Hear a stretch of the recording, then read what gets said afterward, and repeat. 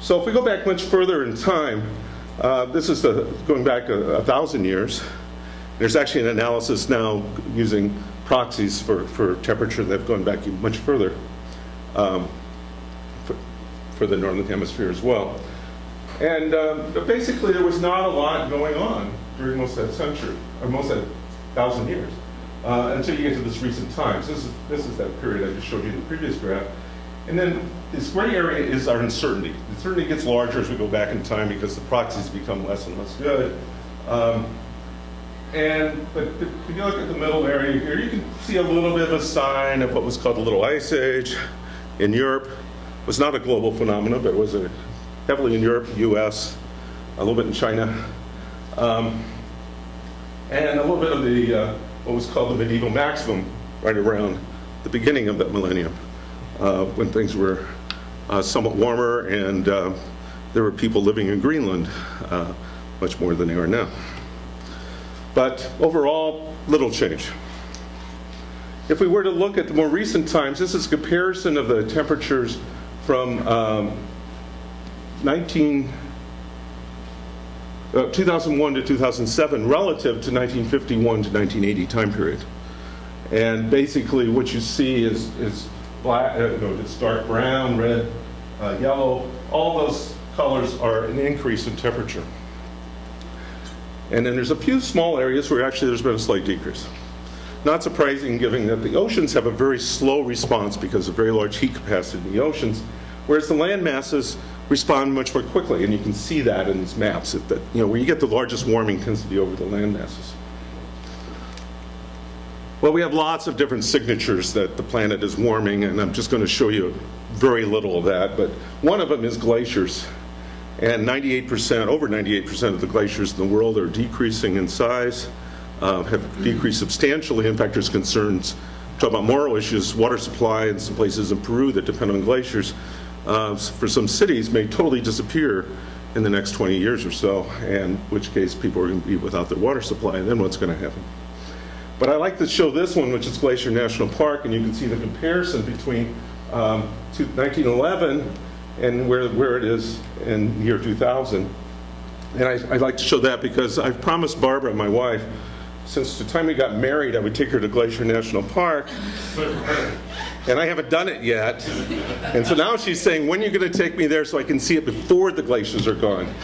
So it's getting close. I'm going to have to do that pretty soon. But maybe Bill and I and his wife, we can arrange a trip together because I never seem to get around to it. So, but it keeps reminding me that I need to do this. We also have strong evidence of ice disappearing around the planet in general. I just got an email this morning from, I'm part of a US national climate assessment being done for the White House that's going to be released in mid-October. And we have a new data analysis of the ice in the Great Lakes. And it shows a steady decrease in ice since 1970 over the winters.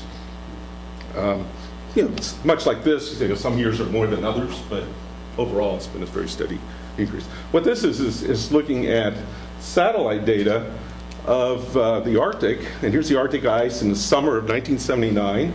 Here's Arctic ice in 2003, and if we had looked at 2007, which fortunately I don't have a good graph of it, in fact, what I did is I removed the graph of it, I shouldn't have. We would see that the Northwest Passage was open this past year for the first time in history, and that the ice is disappearing at a rate that we totally unexpected.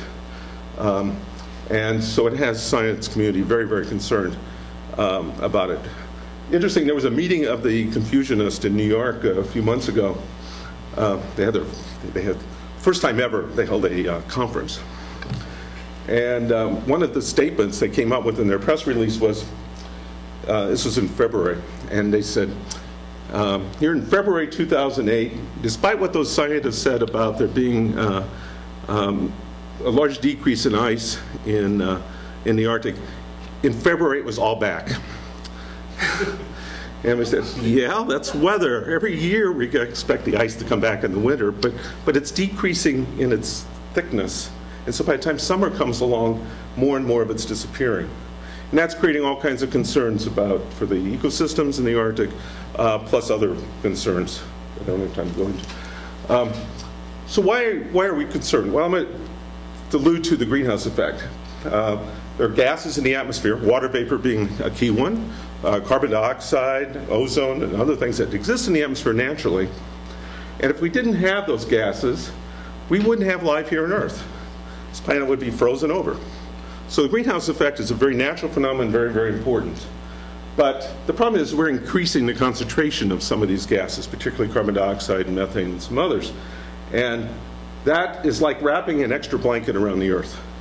And that causes a warming effect, which we call the greenhouse effect, enhanced greenhouse effect, or what gets referred to as global warming.